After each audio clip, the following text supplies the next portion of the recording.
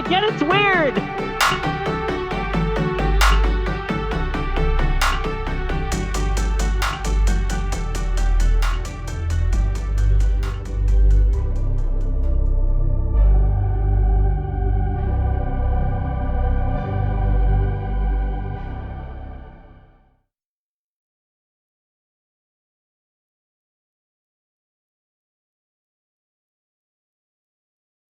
What is the hologram?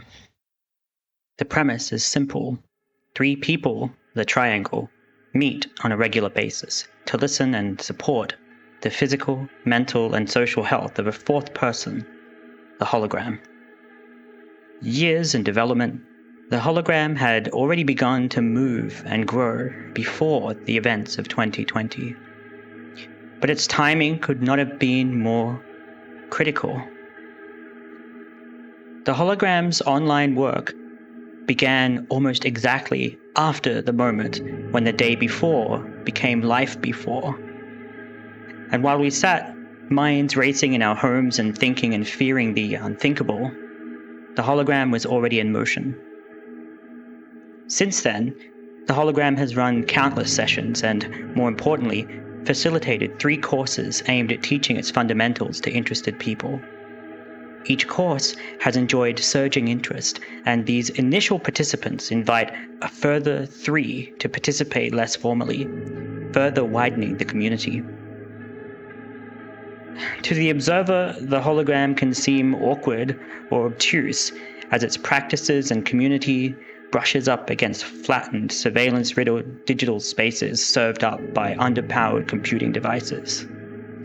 But in its online form, the hologram is a vivid testimony of the parareal because it is a real, expanding example of resilience of communities when they are placed before the platform. Its practices connect in spite of the tools, and its practitioners use their innate understanding of the gaps in social care to evaluate, migrate, and seize upon these platforms, bending them towards a decentralized network of global feminist social support. Cassie Thornton, Shawn, Chua, and Lauren Klein are 3 members of the hologram.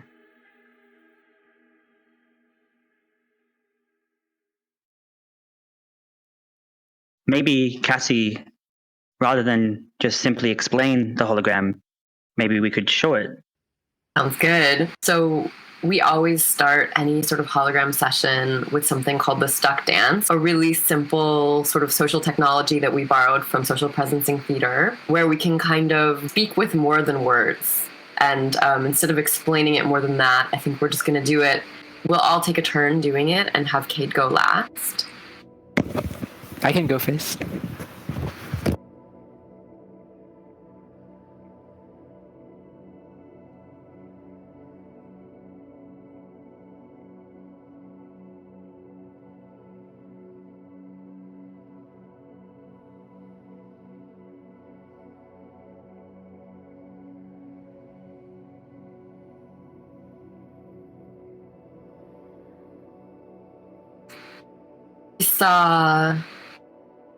We saw a lot of work going into a series of states of being that ranged from really focused and concentrated to really relaxed.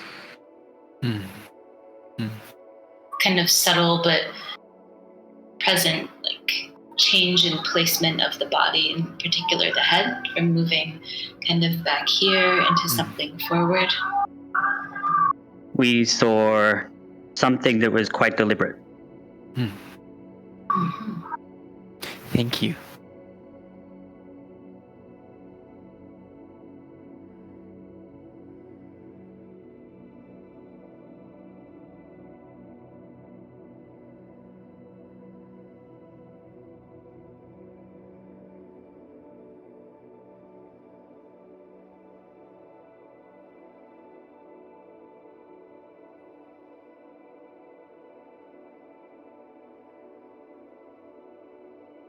We saw a very preconceived statue or sculpture take form, and we saw us stare into the palm of our hand at almost appear to be looking through it.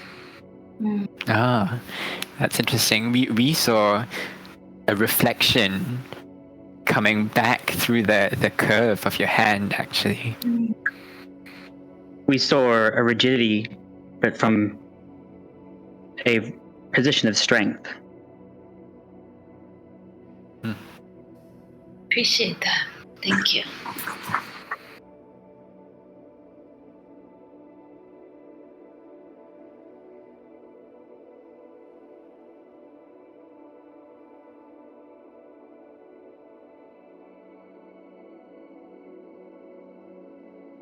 We saw a sense of balance.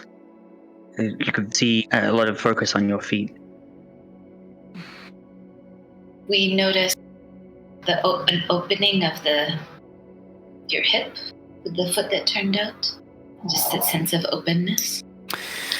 We saw a solidness through the ways in which you were grounded, and we saw you looking inwards. So Cade's going to go last because Cade's going to be the hologram.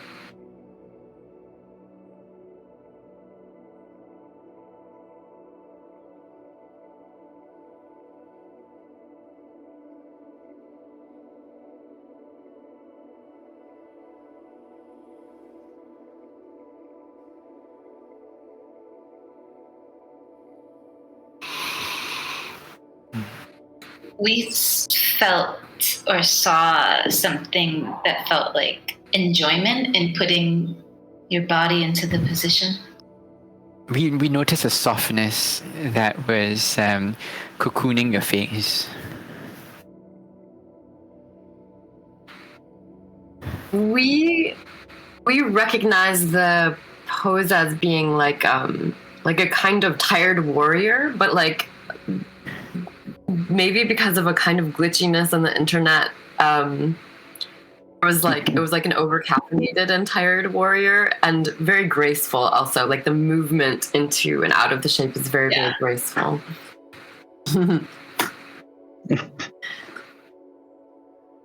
Thank you. So it's always fun doing that. Yeah. Yeah, it's very fun with your current character to do it. Must be the first time that's the three of you have done that. It's the first time I've done that in this It was awesome. space, in this body. I would comment on my own comment, which is like I think my comment of seeing enjoyment was projecting my enjoyment of watching. Yeah. What comes next? Since we're kind of acting as your triangle, we ask you questions. And so in the hologram, we ask questions from 3 different positions, either questions about the physical self, the social self, the mental and emotional self. And so we'll do one round of questions for you based on the shape you made in the stuck dance, but also based on whatever you would like to talk about today. So, Kate, I'm just wondering if you could mark the task, which means maybe tell us what you'd like to talk about and what kind of feeling you would like to produce by the end of this interview. I think I'd like to talk about the sense of tiredness from being online for too long, both in the context of marking the task and also the interview itself. So now the 3 of us are going to ask you just one round of questions. I think we've already decided which roles we're going to take on. I'll be asking about physical. And I'll be asking physicality. And I'll be asking about mental, emotional space.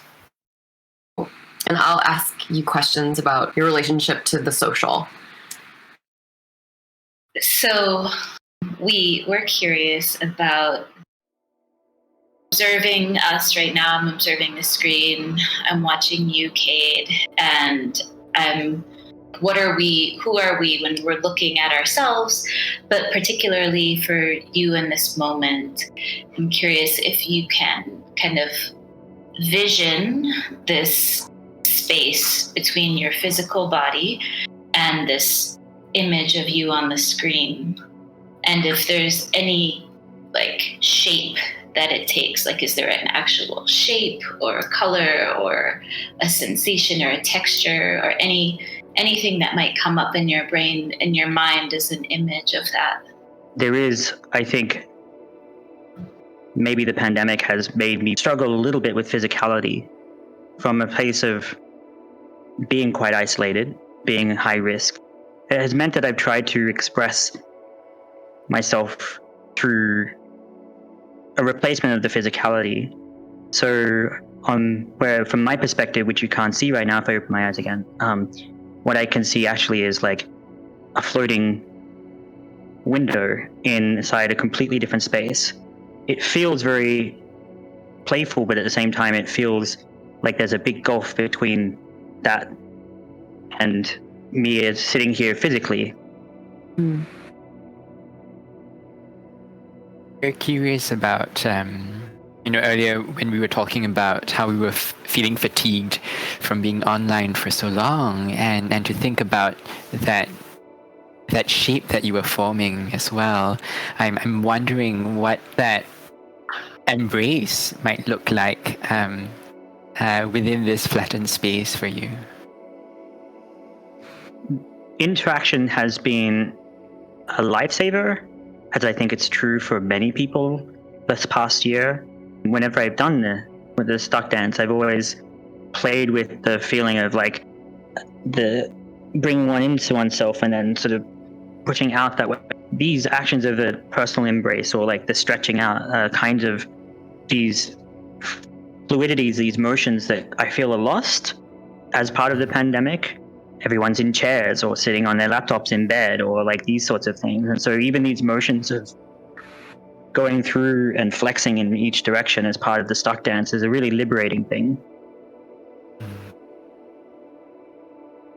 I have a question that I've been wanting to ask you ever since I met you, actually. What is your ideal social space? Like, because you have a huge life online, and it's filled with complexity and play and rigor. And then I hear from friends who've hung out with you that you're incredibly fun to hang out with in the world, eating pizza, playing with animals. Like what your ideal social life will be and like how you'll go towards that. I think dynamism is what's missing. I think that's what draws me into why I am so allergic to the flattening that we've just talked about. I think the playfulness that you've described, which is also, thank you, it's a kind of terrible with compliments. I'm sorry. But I really enjoy spending just time in dynamic spaces, always changing, always moving, not necessarily always consuming or always like easily bored or anything like that, but rather it's the experimentation and the connectivity with others I find really joyful. I see myself a little bit more trying to mix the two, right? Spending more time traveling around and also bringing people into these spaces, in a sense, trying to do both. Portability, I think, is a really important thing right now. Even just those 3 questions, and I already feel like there's a huge weight has been lifted from me. This is really great. I really appreciate taking the moment with me to demonstrate this. I feel like it's far more interesting to do it than try to just run a video or something like that. So I really appreciate that. I would like to drop out of this a little bit, and I'd like to start by asking, I think, what's probably on a lot of viewers' minds now, like, what did we actually just do then? What is this? This was like a very short snippet of like an online peer-to-peer social protocol called the Hologram. Actually, it comes from Crisis. It's like a project born out of Crisis. So I am an anti-debt activist. I've spent so many years looking at the horrible reality that's produced by an indebted society or a society that is built around debts. Those structures of debt make reality so boring. It means that our imaginations are so plugged into like the bills we have to pay or the things we feel we owe and all the guilt and shame around that. And so the Hologram project based on work that was done in Greece during a financial crisis that was also a migrant crisis. The hologram comes out of an idea that, like, in crisis, we can really still play with how we use our labor, how we distribute care, and a lot is possible using the skills we already have, the skills and relationships we already have.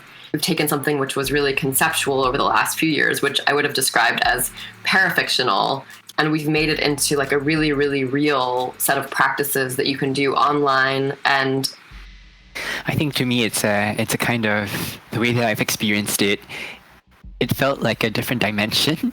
But I've heard it being described as a kind of social technology that helps to offer a space for a kind of structured experience, and it gave me the tools to distribute the labor of support and care that's given to somebody, right? Because I think oftentimes with care work, we often think about very dyadic structures where it's just one person who is the person who is taking care of us. But I think with the hologram, I had the opportunity to begin experimenting with, what happens if the people who were supporting me were also themselves being supported, right? That kind of triangle structure allows for a space that breaks beyond this two-person dyad and opens that space up in quite an important way, I feel. I think the thing that feels really strong about it, the question that I know that different cohorts had different kind of questions as an entry into the hologram. And the question that I received was, like, how do you ask for care? What makes it so hard to ask for care? That feels really, really important. And as Shawn was saying, it is this kind of like distributed sense of not being too weighty or heavy, but also just this idea of perspective. And I think there's this like way of visualizing the hologram that's like, it's the perspective of three people. So you get to see yourself and kind of work on whatever you're working on within yourself and your own shape and sphere from these different perspectives. And also knowing that those perspectives are being informed by a whole network of perspectives as well. The way that starts is that you approach three people to be your triangle, and you kind of enter this triangle as the hologram, and as the hologram you are an expert. You're an expert in your own health and how you wish to be cared for, right? And your triangle would be, they could be people in your friends network, they could be strangers, they could be anybody, and I guess what you've seen earlier, each of those people would be asking questions. Someone would be asking about your psychological health, someone would be taking care of your social health, and someone would be taking care of your physical health. But I think what's most interesting about this structure is also that at the end of this experience, it doesn't quite stop there, but the idea is that this model tessellates, right? So what that means is that each of your triangles would then be supported by their own triangle as well. So that viral network that Cassie spoke of earlier, I think is one of the, I think that's a very important dimension of this project, or this infrastructure that we are kind of developing. It seems very simple, right? But it's actually quite an interesting decentralized model. And what's the feedback that you've seen from that? I think it's definitely ever evolving, and I think for different people the outcomes would be different. But I can say, like, now this is based on it, as I said, it changes a lot, but I think there's a sense of like rest because there is an actual structure. So I know that some people, we have a community of practice, and then so this is just like, we have a meeting, and people who are interested in the hologram or who are practicing the hologram or contributing in any way can just talk about their experience of the hologram. And I know that for some people, there's nervousness about participating, like, oh, can I be what needs to be? Right? Can I be the person that this person needs help from? The feedback is super interesting and how it's changed over time. Because before the pandemic, the general answer was that like, this is an amazing idea that will never work and I have no time for it. And then when we began during the pandemic at the very beginning, there was a lot of feedback, which was like, this is amazing. I really want to try it, but I'm so afraid, or like, I don't believe that it's possible to do this with people who I know. Like I can never ask people I know for their support because they're too exhausted. They're too spent. They're too sick. I can't do it. And then there's like a layer, which is like, I can't do this because I can't receive something without reciprocating something of equal value. So the hologram has a different form of reciprocation, as Shawn was explaining. And so it's like, no, I can't do it without an equal exchange. And over time, like that feedback has worn away. It's gotten easier and easier not for everybody, but for many people to actually like get through those barriers and try it. Though it's still challenging, and I think many people it's like there's a lot of barriers to beginning because of some of those things and the assumptions that are underlying them. Mm-hmm. The structure of the hologram really gives it that kind of permission, right? Because it allows explore what they need to explore. That then there's a structure there that can then allow those people to reach out in the same way or not is a really powerful tool. I'm interested, and maybe this is a reflection from each of you, like that moment where it came into this space of like the clashing of technologies, situation, and physicality of people, and what that meant for you. It's something I think that's core to the hologram's struggles and its successes, right? So I'd be keen to hear about that from each of you. When you invited us and kind of described your orientation to the parareal, it was a big relief to me because I had been, from the beginning of the project, struggling with two different ideas and sets of languages. So first, I explained the hologram as a mytho-real project, but that was coming from a place where it was more likely to get people to kind of like perform it than to actually use it. And then I went more towards like thinking about it as parafiction, and parafiction being like my favorite example of parafiction is like if you Occupy Wall Street, the park had 20 people in it at Zuccotti Park. Somebody makes an image where there's 400 people in Zuccotti Park, puts that on the internet, and now 400 people come because as humans, like we follow what we believe is real and material, and we follow other humans.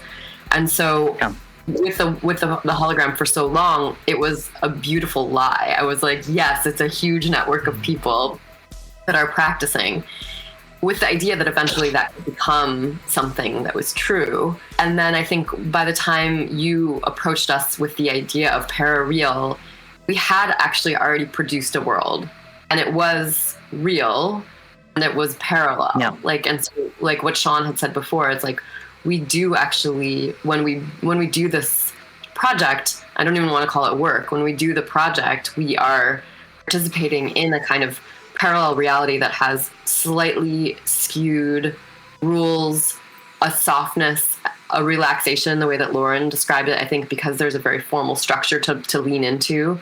Because we all sort of have been trusting this structure for a while, and there's now many people practicing it who all know each other, who also work on the project. I mean, this was it's a fascinating question, right? Because I think, as I mentioned, my first encounter with the hologram happened at 4 a.m. in Singapore. It was quite fascinating because I found myself, every week in this ritual from 1 a.m. to 4 a.m.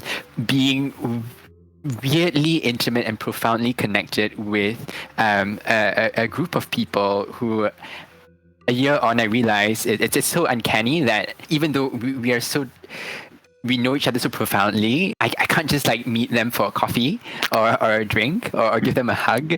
And that's something that I'm still in the process of trying to negotiate. One thing that I did remember was after each of these Zoom calls, right, there was almost an emotional crash that happens. After these 3 very intense hours being very connected in all these ways over Zoom, that moment when you turn off that Zoom and you are on your own in the room, wherever you are in the world, that disjunct was it was a very marked one, right? How does that version of myself that exists in that Zoom session, in that hologram world, how do I reconcile that version of myself in the current reality that I'm existing in? I think that becomes a much longer process. There's a school of thought that suggests that communities are formed by you build a tool and then a person comes for the tool and they stay for the community. The hologram itself is a space where you come for the community and then you stay for the tool. What is it like to build this kind of community which really doesn't have a set of tools associated, like software tools or infrastructure tools associated with it? It's kind of agnostic from that. We ended up with a set of really structured like practices and ideas and a group of people that really understand them, because I think we learned together as we worked together. And so the technological tools were secondary to like the sort of social system and social network that we produced. The challenge of the moment is seeing like how we can hold all of those things as we move platforms and become a bit more specific or a bit more deliberate about the technology that we use. How do we kind of like bring everybody from one dimension of begged, borrowed, and stolen technology to one that's actually like a safe, carefully constructed space that's made for the work that we want to do? All of the social technology and the actual social network that has come together around it. I don't think it matters so much what technology we use. I mean, I think there's things that we're all interested and concerned about, like around surveillance and not wanting to participate in like toxic top-down corporate surveillance. Yeah. And also, I think like what we've produced can exist in many, many different situations that we will all the people that use it will practice it wherever we go. So that can be online or offline, and we'll have to constantly build or find new tools as we grow and change. But it's never, I don't think it will ever be dependent on a specific technology. Oh, sure. I just wanted to add on to that point, because I think when Cassie's talking about the kind of social infrastructure, I think this is not just a kind of rhetorical thing, but it's actually a very real infrastructure, right? I remember once, right? We basically did the hologram over Zencaster, for example. So it was all purely audio, because we realized we were sick of that kind of visual exhaustion of having to stare at the screen. And because that social infrastructure is so clear, because that for me is the technology of the hologram. Whatever platforms it's contained within, it's simply the different avatars in which the hologram is taking shape as. Yeah, and I feel like the technology can be like open more spaces for different expressions of the hologram within the community. It seems as though there's a component of it too, where the drive for this kind of decentralized care and the need for it has helped. It does seem like there's a willingness there as well, almost like a fearlessness. I mean, I can say from what I've seen, there's a willingness to try things with technologies that people otherwise would be very fearful of. I mean, we have many, I would say we have many people that have taken the course who are grandmother age and who never have really zoomed outside of to see their family or whatever. So there's a ton of willingness. I think that because the feeling produced when we do practice the hologram is so good, it's actually worth it to them to do it. It's gonna leave some people out, and we need to just work extra hard to make sure that it remains super accessible, and we can be maybe the bridge that helps people try new stuff. There's not many projects like this, right? Like a fully decentralized space of care that transcends the tooling of which it's dependent upon. Where does it go from here? I mean, I will just say, I have so many visions of what it could be. There could be an urgent care hologram. So there's a network of people that you could just access and ask for a triangle experience and then do that. There could be a way to create spaces where you can access people who have specific knowledge. I don't know. These are just fantasies, like little things that come Really up for me, of like contextualizing curiosities the that come up. workforce. Of like, I mean, there's so much to say. I won't take over. I think for myself, it's mutation. I think we talk about how, the hologram is kind of viral network, and viruses, they mutate, right? Because they are so volatile. And I think because this network it's peer-to-peer, it's so decentralized, it affords a lot of different kinds of mutations to happen. What kind of shapes does it need to take? Yeah, or the different kind of frames, right? That these are scaffolds that the hologram could kind of latch on and then find different shapes in its manifestation. Yeah. So yeah, that kind of proliferation, viral proliferation and mutation is where I hope it goes. One really specific, like, practical use that I would love to see would be for decarceration. Like, I would love if the hologram could pair with, an organization like Critical Resistance or something that does abolitionist work and, like, actually, I think helps anyone that's stuck in a carceral system leave. All of the situations I've been in have been very flawed because they rely on individual support, and I've never been able to give the support I would like to give that could sustain somebody through a real life transition like decarceration. And I mean, I'm interested in all kinds of decarceration, like, so from psychological institutions to, all kinds of things. But so I think, like, having it be known as a tool for hardcore transformation. And I think the thing about it that I think is so important is that, like, when somebody's making a big transformation and you want to support them, 3 people supporting one person is much more likely to work. You also then, as a supporter, have support, because the things that you need to hold in supporting someone's transition is, like, it's a lot. And I think recognizing the importance of supporting supporters is, like, so relevant to this type of big transformational work. And generally, I just think I just think we need to develop tools that can become really, really easy to access for lots of different types of people, so they can take it and do what Shawn's saying and mutate it and make it their own. Like, it's an anarchist project that's completely drowned in structure, so that in this moment where everything's so fluid and breaking down and soft, we can have a little shape to move with. But, I hope so much that we can just spread that structure around and then see what other people do with it in a really vast way. Shawn, Lauren, and Cassie, this is a project with a core community of 60 and an extended community of hundreds existing across the world for decentralized care in a time of absolute crisis. The website for it is thehologram.xyz. Thank you very much. Yeah, this is a really important project. Thank you. This is fun. I feel excited. Thanks. Thank you so much.